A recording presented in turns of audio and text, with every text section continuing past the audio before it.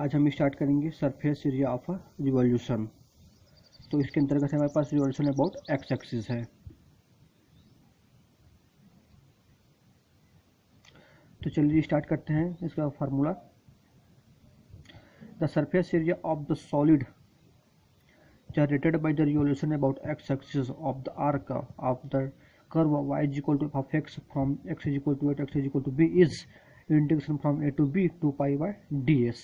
तो हमारे पास सरफेस एरिया का वॉल्यूम निकालना है, उसके लिए हमारे पास फार्मूला है integration from a to b 2 pi by ये ds।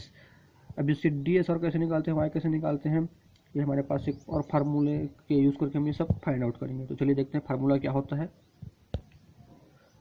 पहला, अगर हमारे पास एक कार्टेशियन कर्व रहेगा तो उसके लिए क्या फार्मूला है, s is equal to integration 2 pi by D S upon d x into d x, where D S upon d x is equal to root of 1 plus D Y upon d x का whole square. ये हो गया Cartesian form के लिए। Second है parametric form के लिए हो जाएगा S is equal to integration 2 pi by D S upon D T, where D S upon D T equal to root of D X upon D T का whole square plus D Y upon D T का whole square. ये हमें यहाँ से D S upon D T अपने को अलग से निकालना पड़ेगा, गिवन फार्मूला गिवन जो क्वेश्चन में जो दिया रहेगा उसी से। अब पोलर फॉर्म के लिए हो जाएगा S is equal to integration 2 pi by D S upon D theta into D theta, where y is equal to r sine theta, और यहाँ से एक्स इज इक्वल हो जाएगा आर कॉस थीटा हो जाएगा अगर एक्स दिया रहेगा तो d S upon D theta हो जाएगा root of are square plus D R upon D theta का होल स्क्वायर। हमारे पास 3 फार्मूला है, इन फार्मूला का यूज़ करके हम क्वेश्चन को सॉल्व करेंगे।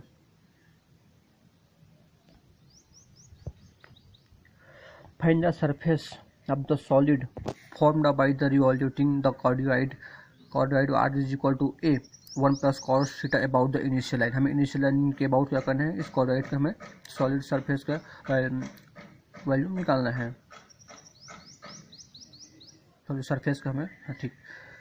तो हम निकालेंगे the coordinate is symmetrical about the initial line and for its upper half theta varies from 0 to pi। इसका जो लिमिट है 0 to pi हो गया। तो हमें सबसे पहले क्या है, पोलर फॉर्म है, उसके लिए फार्मूला क्या होता है, हमारे पास पोलर फॉर्म का फार्मूला होता है ये integration from 0 to pi 2 pi by D S upon D theta into D theta. तो हमें सबसे पहले D S upon D theta चाहिए, तो इसका फार्मूला क्या होता है, D S upon D theta का root of are square plus D R upon D theta का होल स्क्वायर। हमें आर स्क्वायर क्या दिया है यहाँ से, a square 1 plus cos theta का whole square plus D R upon D theta करेंगे तो इसको थीटा के रिस्पेक्ट में डिफ्रेंशिएट करेंगे तो ये सब तो 0 हो जाएगा, और यहाँ से हो जाएगा ए, और यहाँ से कॉस थीटा का साइन थीटा, और इसको करेंगे तो a square sine square theta बन जाएगा। तो हो जाएगा फाइनली हमें root of a square 1 plus cos theta का whole square plus a square sine square theta.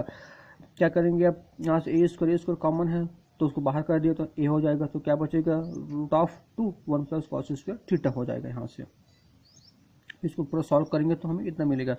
अब यहाँ से होगा 1 प्लस कॉस थीटा को फिर से 2 कॉस थीटा बाई 2 में ब्रेक कर दिए 1 प्लस कॉस थीटा को, तो क्या हो जाएगा A root of 2 into 2 cos square theta by 2 हो जाएगा।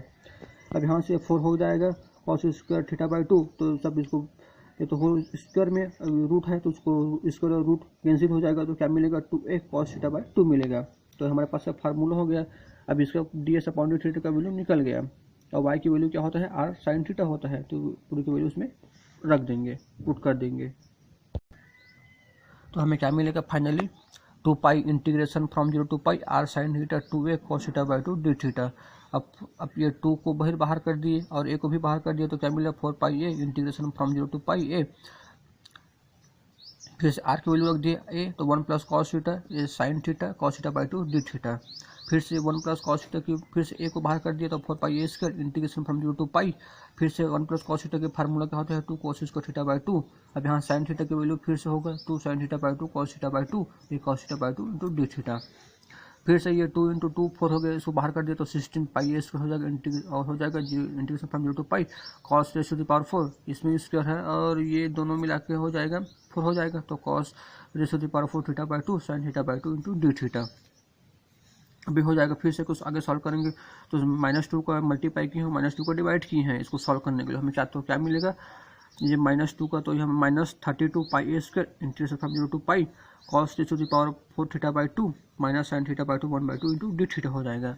यहाँ से क्या किए हम cos थीटा बाई 2 को t माने हैं, तो इसको डिफ्रेंशिएट करेंगे तो minus sine theta by 2 1/2 d theta is equal to d t हो जाएगा।